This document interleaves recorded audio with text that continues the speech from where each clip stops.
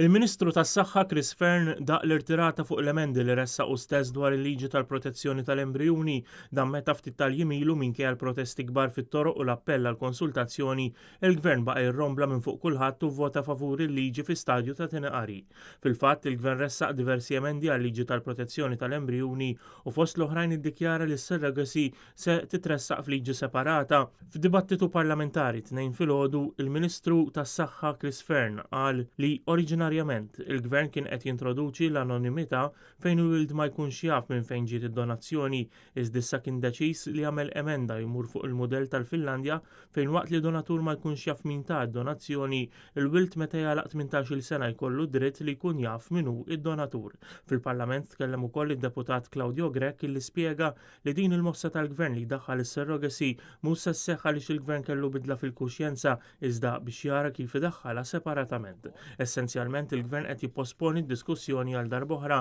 skont l-emendi issa se jinżamm reġistru ta' min ikun ta' donazzjonijiet biex il-wild ikun jista' jarah.